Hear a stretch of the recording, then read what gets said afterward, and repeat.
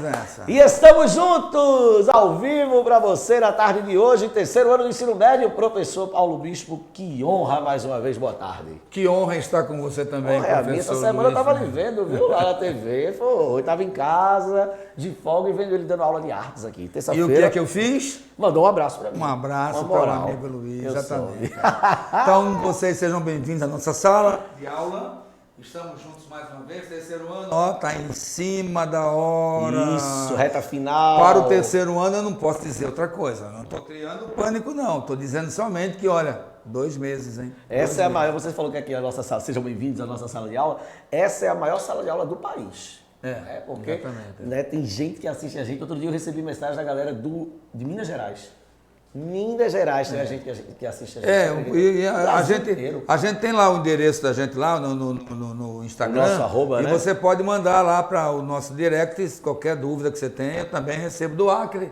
Cadê se alguém do Acre mandou? Outra pessoa de Minas Gerais mandou também. Já recebi da Bahia, Rio de Janeiro, exatamente. São Paulo. Então, a todo mundo do Brasil todo que nos assiste, isso mesmo. nos acompanha. Forte abraço. E, ó, seu canal de educação, EducaPE. Exatamente. Enem está vindo aí, está vindo com toda a força, tá? Então não pare de estudar, não deixe de escrever todo dia, hein? Todo dia. Todo dia. Redação à prática diária, exatamente. Né? Escrever assim, é pensar. E ler também, né? Ler. Tudo aquilo que você observar. Assistir a um filme, faça um roteiro, faça uma resenha dele. Eu uma reportagem no jornal. Uma reportagem, uma notícia na televisão sobre crise hídrica, por exemplo, né? Sobre mudança climática, sobre transporte, mobilidade urbana, educação. Exatamente. O que é todo o eixo temático, sociedade, comportamento, educação, artes, isso é um eixo temático. E responder provas anteriores também é um segredo. Exatamente, você deve se preocupar com isso, escrever sempre e pegar as provas anteriores, como o Luiz falou, responder. Baixar as redações nota 1000. Todo ano você sabe, o INEP publica lá. Divulga nos sites da internet. As redações. Vai naquele pesquisador, naquele buscador famoso que a gente não pode falar o nome, chamado Google. Né? Você vai lá e coloca redações que tiraram 1000 no Enem. Pronto, vai aparecer. Ano. Vamos andar, senão a gente não sai daqui hoje, né? Porque hoje não é redação, hoje é... Modernismo. Literatura. Segunda fase. A gente nem gosta, né? Segunda fase. Vixe Maria, hoje a gente vai falar da poesia do modernismo. Antes de mais nada, lembrar que esse ano nós temos o centenário da Semana de Arte Moderna. Tivemos aqui um café literário muito especial falando sobre isso com a professora Fernanda Pessoa. Beijo, Fernandinha. Tá aqui no canal da gente, tá? Procura lá o nosso café literário, né, Paulo? Exatamente. Falando sobre vanguardas europeias e Semana de 22. Gente, a aula de hoje é sobre a segunda geração modernista. Vamos falar da poesia, sobretudo do cara que mais cai no Enem. Exatamente. Que é o poeta mineiro Carlos Drummond de Andrade. Em primeiro lugar, literatura modernista é a tônica, é o que mais cai no Enem. Sempre foi, né, Paulo? Em qualquer vestibular. Qualquer Terceiro vestibular, ano mesmo, modernismo é um foco. Terceiro Agora, ano para também. poder conhecer de modernismo, você também tem que entender de parnasianismo, que por sua vez tem que entender de realismo, que porque para entender o realismo é preciso entender o oposto, romantismo. o oposto dele. Então você sai nessa sequência. Mas quantas questões tem, por exemplo, de romantismo no Enem? Aí você conta nesses 22 anos de Enem, 23, né, já? 22 anos, aí você vai, tem 5. E modernismo? Nossa. 40, 50, 80. Então, eu vou focar onde? Modernismo. Que tem 3 gerações. A primeira é a de 22, já falamos aqui do Mário de Andrade, já falamos da Semana de Arte Moderna, já tratamos tudo isso. Inclusive, como ele falou aí, né, com Fernanda também aqui, tratamos muito nisso. Agora, vamos para a segunda parte, que é a geração de 30, que já não teve mais aqueles estardalhaço, né? Já não foram iconoclastas, já não foram revolucionários, já não foram tão, né? Já estavam com a poeira baixada, não havia necessidade de chamar a atenção, porque todo movimento literário, todo movimento artístico, quando ele chega, ele tem que sair fazendo barulho. Ou seja, os autores nesse momento, né? Drummond, Cecília, Vinícius de Moraes, aí ali na prosa a gente vai ter Jorge Amado, Graciliano Ramos, Elins do Rego, né? Essa galera, sobretudo, é uma galera mais madura. Os poetas, sobretudo, né, os escritores, os poetas, a poesia ganha o nome de poesia do amadurecimento. A primeira geração, a fase heróica, por meio de Oswald de Andrade, Mário de Andrade, Ronald de Carvalho, Menotti de Eupíquia, né, Bandeira, pernambucano maravilhoso. Então a primeira fase já tinha conseguido, a trancos e barrancos ali, conquistas valiosíssimas. Né? Então a segunda geração fica sendo conhecida como a poesia do amadurecimento. Né? Poetas mais velhos, mais maduros, com uma outra visão de mundo e, acima de tudo, vão assumir uma perspectiva de autoquestionamento, de autoconhecimento, de questões, né, de problemas sociais, problemas universais, como a questão da guerra. Né? Drummond tratou muito isso. Vinícius de Moraes falou sobre guerra. Né? Então, assim, aquela rebeldia da primeira geração, ela é meio que deixada de lado. Agora, a gente tem que lembrar, Paulo, que principalmente, né, linguisticamente, a segunda geração herda muita coisa da primeira. Porque a gente vai ter, né, principalmente em Drummond e em Cecília, acho que mais em Drummond, uma liberdade criadora muito grande, herdada da primeira geração. E, ironicamente, quando a gente for dar aula dele aqui, né, em pleno modernismo, em pleno momento de total liberdade criadora, Vinícius de Moraes retoma a ideia do soneto, né? Exatamente, Agora, é bom lembrar uma coisa muito curiosa nisso aí, né? Os que herdaram alguma coisa de 22 é porque vivenciaram o período. Sim, sim. Cecília Meirelles, por exemplo, vivenciou. Sim. Ela chegou a ser convidada pelo Mário de Andrade. Drummond era colega de Bandeira. Exatamente. Então havia uma proximidade muito grande, é bom lembrar. Eram amigos, alguns eram amigos do outro, né? Agora, vem uma geração de 30 agora, que há uma outra coincidência interessante aí, minha gente. É que a personalidade mesmo deles era de mais calma. Era. Porque, na verdade, vou ser bem sincero, quem era agitado, quem era hiperativo, quem era proativo em 22, era o Oswald de Andrade. Os outros não tinham. Mário era calmaria. Agora, Mário era calmaria. Então, quando o Oswald chega, onde ele chegava, ele agitava. Eu acho que Mário de Andrade só se desesperou uma vez na vida, que é quando ele recebe a cabeça, né, de Cristo. Mas a gente tinha ali também, o Monteiro Lobato era agitadinho também. O Monteiro Lobato era empresário, dono de editora, tal. Então era um cara que vivia muito perturbado com dinheiro, com investimento, com falência, foi a falência. Como editor. Então, agora, o outro não, o outro era um playboy, né? O Oswald de Andrade era uma boa vida, vivia de renda, né? Então tinha todo o tempo do mundo para pensar, para agitar. Ele era um agitador cultural. Isso. Então a gente teve essa grande força do Oswald de Andrade. Mas já Drummond, na segunda geração, era de uma calmaria, uma elegância. Mas veja, Cecília Meirelles era uma pessoa de uma personalidade muito tranquila. Se ela estivesse ali, ninguém dava conta que ela estaria ali. Por quê? Porque ela mal falava, quietinha e tal. Ela não tinha aquela arrogância, aquela atividade que uma Hilda Reste tinha. Sim, ativa, né? Mas até a Adélia Prado, a Lígia era outra também, tranquila, calma. Quem mais? Vamos lá, Graciliano Ramos. Aqui mais na frente.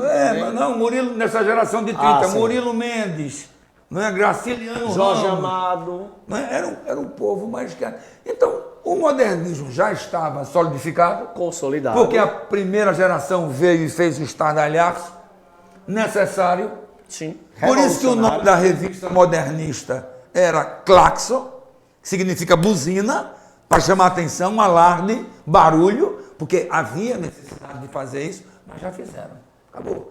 Depois da Semana de Arte Moderna vem quem? A antropofagia. Isso. Né? Movimento em 28, movimento, a corrente antropofágica. Isso. Então, tudo que era para fazer de barulho, de confusão, já tinha sido feito lá. Na primeira fase. Vamos encher a tela aqui? Senão a gente não sai daqui hoje, literatura, a gente só sai daqui no Jornal Nacional. Então a gente tem ali, ó, a poesia de Drummond, a tela, né? Foi o que Paulo explicou de maneira geral, né? A tela de Tarsila do Amaral aí, né? Representando essa geração de 30, né? Operários, né? 1933. Mas vamos embora entrar aí, pronto, tudo isso aí a gente já explicou, né, Paulo? Exatamente. A questão da década de 30. Exatamente. Né, Getúlio Vargas, que a gente vai poder comentar daqui a pouco. Mas entrando, gente, o tema da aula de hoje é falar sobre o poeta mineiro Carlos Drummond de Andrade. Então, Drummond era, como disse Paulo, né, um homem de uma inteligência, de uma simplicidade. Agora, Paulo, uma curiosidade. Por que ficou conhecido como o poeta das sete faces? Drummond é o poeta das sete faces. Do poema, famoso poema né, das 7 fases. Isso. Esse era um poema, que eu posso dizer assim, existencialista. Tem um intimismo muito grande, um profundo intimismo. Né, filosófico também. Filosófico. Né, e ele se mostra ali o Drummond se define, entendeu? Ali ele se define. Ele diz assim, eu sou um homem do meu tempo, preocupado com os meus companheiros que me cercam. Isso. Porque Drummond não era, apesar de ser um homem solitário, para ele, a resolução da sociedade seria... Deixa a tela, Robertão. Isso. Seria em um grupo. Seria o grupo. A proposta dele é essa. Não vamos caminhar sozinhos. Vamos caminhar juntos. A ideia do coletivo, né? Coletivo, exatamente. Tem teóricos da literatura que falam que Drummond não é só um eu lírico, é um nós lírico. Naquele poema ele diz assim, né? Eu tenho 2 mãos e a dor do mundo. O sentimento do mundo, desculpa. Eu tenho 2 mãos e o sentimento do mundo, ou seja, a guerra. Aí, né? Vamos ler agora esse poema, olha aí, ó. Vamos dar uma olhada. Não, volta. Vamos lá. Este é tempo de partido. Nota que a palavra partido aí não é partido político somente. Você pode ter todas as ideias que você quiser. Tempo de dor, de sofrimento, de separação. Este é tempo, este agora, o momento presente. É tempo de partido. É tempo de homens partidos. Em vão percorreremos volumes, viajamos e nos colorimos. A hora pressentida esmigalha-se em pó na rua. Os homens pedem carne, fogo, sapatos. As leis não bastam, os lírios não nascem da lei. Meu nome é tumulto, escreve-se na pedra, querendo se perpetuar, querendo convocar a união social, querendo fazer algo voltado para o social, preocupado sempre com os homens. Isso é uma característica muito forte dessa geração, né? Voltar-se para o social, né? Paulo, se a gente analisar, enche a tela, meu querido, olha lá. Eu não tenho uma preocupação nem com versos, né, metricamente organizados e muito menos com rima, né? Veja, eu tenho partido rimando com o quê? Né? Volumes rimando com o quê? Então a gente percebe a ideia da versilivrização. Isso aqui já é uma herança da primeira geração também, né, Paulo? Isso vai acabar em 45, que é a geração seguinte. 15 anos depois, aí eles vão voltar o soneto, a estrutura fixa, João Cabral de Melo Neto, há uma preocupação com o rigor da rima, tal, mas até aí, como o Luiz falou, há uma herança desse verso livre, desse verso branco, sem rima, há uma herança muito forte disso. Né? Simbora, vamos acompanhar uma rápida definição desse momento. Olha lá, o que eu acabei de falar, eu e o professor Paulo. Ó. A poesia da segunda fase modernista percorreu um caminho de amadurecimento. Qualquer livro vai estar dizendo isso para você. É a fase do amadurecimento. Poesia de 1930, segunda fase do amadurecimento. No aspecto formal, cultivava tanto os versos brancos e livres, quanto as formas tradicionais. Que contraditório, professor, mas como eu disse há pouco aqui a vocês, o Vinícius de Moraes, por exemplo, faz parte dessa geração e sua segunda fase, né, sua fase mais erótica, mais sensual, vai trazer um soneto, tá? Que é uma forma fixa, clássica de poesia, né? O verso livre foi o melhor recurso para exprimir sensibilidade do novo tempo. Interessante, né, Paulo? Como a poesia reflete o momento de sua composição, né? Caracterizava-se como uma poesia de questionamento. Se tem uma coisa que essa segunda geração vai fazer é questionar, né, a existência humana, o porquê estou aqui, para onde vim, de onde vim e para onde vou, né? Inquietação social, né? Eu acho que poesia de denúncia social muito forte, religiosa, a gente vai ver isso em Cecília Meirelles e em Vinícius de Moraes, né? A poesia religiosa, filosófica e amorosa. E eu acrescentaria aqui nesse amorosa um tanto que sensual. Uma curiosidade sobre o Carlos Drummond de Andrade, é um livro dele que é Poemas Eróticos, de Carlos Drummond de Andrade. Foi um livro que foi publicado por familiares do poeta depois de sua morte. Acharam lá rabiscos, né, em uma gaveta do quarto de Drummond, né, da escrivania do quarto de Drummond. Depois de sua morte, foram lá e publicaram. Né? Então, poemas eróticos. Tem toda uma... Lembrando que o erótico não tem nada a ver com vulgaridade, né, Paulo? É a sensualidade, né? É o ato sexual, claro, obviamente, agora regado à sensualidade. É melhor até tirar o nome erótico, né? Que ele vulgarizou-se muito hoje. Nos dias de é hoje Eros, ficou até né? agressivo, né? Isso. Mas é de uma Mas o nome do livro sensualidade. é esse, Poemas Eróticos, né? Dentro da poesia e vindo de um Drummond, o maior poeta, isso é o meu parecer, mas o maior poeta do século XX na literatura brasileira.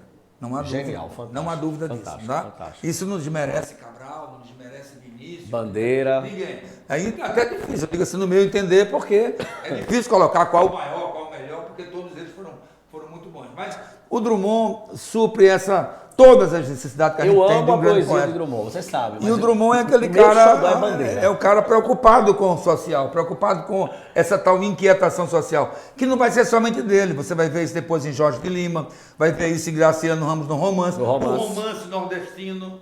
Romance 30, né? Regionalista, né? Mas vamos embora. Características da poesia modernista. QR Code, Olha lá, agora. ó. Eu tenho ali. Vamos sim, QR Code agora. Preocupação social, linguagem, poesia intimista. Eu adoro o Paulo, gente. Paulo é meu amigo há 500 anos. Percebe aqui, se você voltar aqui no vídeo, você vai ver. Eu tava lendo ali, eu vou que eu entrego as coisas. Esse Robertão. Aí ele, QR Code.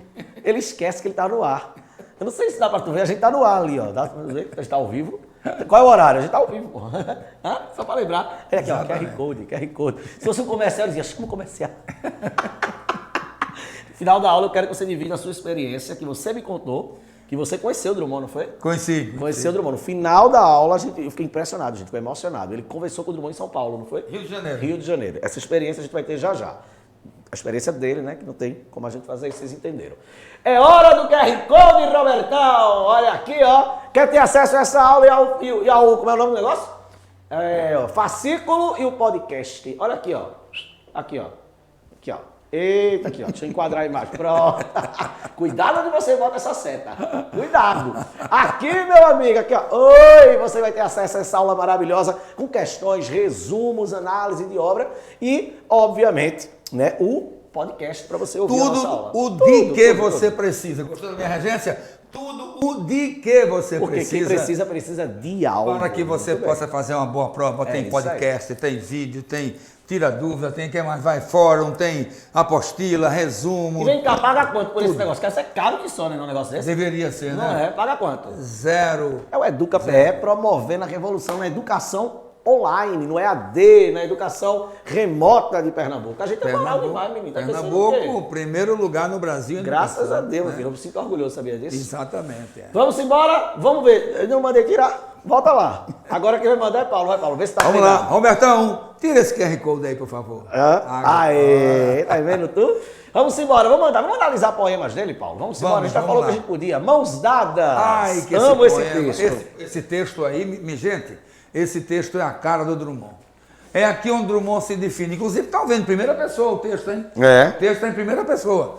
Não serei o poeta de um mundo caduco. Quer dizer, ele não está preocupado com o passado. Isso. Eu não vou poetizar, eu não vou homenagear, eu não vou me referir ao passado. Era contemporâneo do Também, observe o também aqui aditivo, também não cantarei o mundo futuro. Quer dizer, eu nem vou ser depressivo, porque minha cabeça está no passado. Retoma a ideia de romantismo, que aí é depressão. muito o passado. Também não serei ansioso pelo futuro. Isso. Eu estou preso à vida e olho meus companheiros. Gente, Drummond está sempre recrutando o social, o coletivo, os homens, meus companheiros. Tá? Então, é sempre em grupo. Vamos de mãos dadas. Isso. Ele vai dizer isso no final. Né? Estão taciturnos, mas nutrem grandes esperanças. Entre eles, consideram a enorme realidade. Né? Eles estão taciturnos, tensos, apreensivos. Então, por que eu vou me preocupar com o futuro agora? Se eu posso agora, nessa emergência do presente. Olha aqui, o presente é tão grande, não nos afastemos. Andemos de mãos dadas, não né? Nos afastemos muito, vamos de mãos dadas. Não serei o cantor de uma mulher, de uma história. Aí ele dá uma alfinetada no romantismo. Não direi os suspiros ao anoitecer, a paisagem vista da janela. Exatamente como os românticos daqui de longe, idealizavam a vida, né, Paulo? Então, eu vou ficar aqui olhando a paisagem de longe. Não, eu não distribuirei entorpecentes ou cartas suicidas, que era o típico dos românticos. Ele alfinetando os romantistas.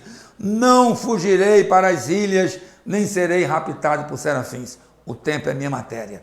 o tempo presente, os homens presentes, a vida presente. Mais uma vez, essa linguagem livre, liberta, né? Despojada de metrificação, né? E de uma sensibilidade... Não, e não tem sofisticação vocabular. Isso, não tem todo mundo entende. Erudição. Né? Qualquer um que leia entende com precisão e com clareza. Essa é uma das maiores características do modernismo. Digo mais, eu acho que esse foi o maior projeto do modernismo, a maior finalidade, né? É trazer a poesia e a arte de maneira geral. É bom lembrar que democratizar. É que todo mundo consiga entender. É bom lembrar que o moderno surge com a proposta de se opor a quem? Ao parnasianismo. Isso, elitista. Que era a literatura de elite, escrever para os cultos, para os bem informados, né? Aquele patriotismo falso, Robertão, de símbolos, etc. Agora não, agora é o patriotismo verdadeiro. Isso. Aquele voltado para o povo, para o crescimento do povo. A gente tem 5 minutos desse texto. Vamos fazer rapidinho, porque eu quero que você divida com os nossos alunos a tua experiência com Drummond. Beleza? Ausência. Vamos lá. Vai, você agora. Sou eu? Então vamos lá. Por muito tempo, achei que a ausência é falta. E lastimava, ignorante a falta. Hoje não a lastimo. Não há falta na ausência. A ausência é um estar em mim. E sinto-a branca, tão pegada, aconchegada nos meus braços, que rio e danço e invento exclamações alegres. Porque a ausência, essa ausência assimilada, ninguém a rouba mais de mim. Isso. Tomávamos um café ontem, eu e o professor Paulo Bispo, a gente dando uma olhada nos slides, e aí a gente comentou esse texto, né? Do identificar-se na sua solitude, né? Do quão importante é estar consigo mesmo. Se encontrar na vida solo. Se encontrar na ausência. Exatamente, né? Esse texto e lembrar que você não está sozinho. Você tem a solidão com você. Ela me acompanha. Exatamente. E ela é positiva. A solidão é positiva, ela é reflexiva, ele diz isso. Né? Quando ele diz aqui, ó, hoje não há lastimo, ou seja, hoje eu não sinto dor, lástima por estar em solidão. E você veja aqui, ó, a ausência é um estar em mim. O verbo estar substantivado pelo artigo é um estar em mim. Né? A ausência é um estar em mim. E eu sinto a branca, leve, tão pegada, né? Tão chegada nos meus braços. Quer dizer, já está aboletada a minha vida. A ausência é bem-vinda na minha vida. Exatamente. Né? Que legal. Show de bola. Não vou andar mais com os slides, porque agora você vai dividir rapidamente, em 3 minutos, a sua experiência. Aí estava eu no bar do Garota de Ipanema, na rua Vinícius de Moraes. Gente, isso é super sério. Quando aí levanto para eu e um amigo, a gente estava lá, ele com o violão debaixo do braço, tocando inclusive Vinícius de Moraes. E a gente fala assim, vamos até a Lagoa Rodrigo de Freitas para a gente dar uma voltinha lá, depois a gente volta para começar tudo de novo, novos serviços. Isso era um final de tarde, Drummond adorava escrever final de tarde. Isso aqui para mim é muito importante. Drummond escrevia sempre no lusco-fusco, né? E aí era exatamente isso, 4h30 da tarde, 5 horas, quando a gente está atravessando a rua Vinícius de Moraes, que eu olho... Aquela figurinha pequenininha, 1,60 m, magrinho, pele branca, sabe aquele branco que a gente vê as veinhas aqui assim, sabe? Faz um estudo da gente. E aí eu, poeta! Já tinha bebido, né? Já tinha tomado lá umas Coca-Cola só. E aí eu, poeta! E o que é interessante é que o Drummond era um homem conhecido como chato. Não, um cara de poucos amigos, ele mesmo dizia isso, poucos amigos, e pronto. Não, ele foi solícito, ele foi amigável. Falou. Falei, poeta, eu sou professor, passo a minha vida inteira falando do senhor, né? E agora a gente se encontra, né? E aí ele sorriu, ele também gostava de Recife.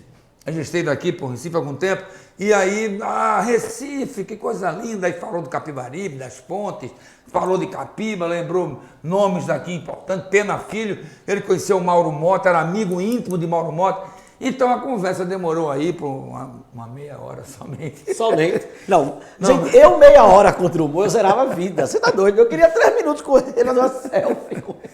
E aí a gente conversou, mas ele disse, olha, eu tenho que ir, infelizmente, porque eu tenho um amigo aqui, vou visitar um amigo aqui próximo.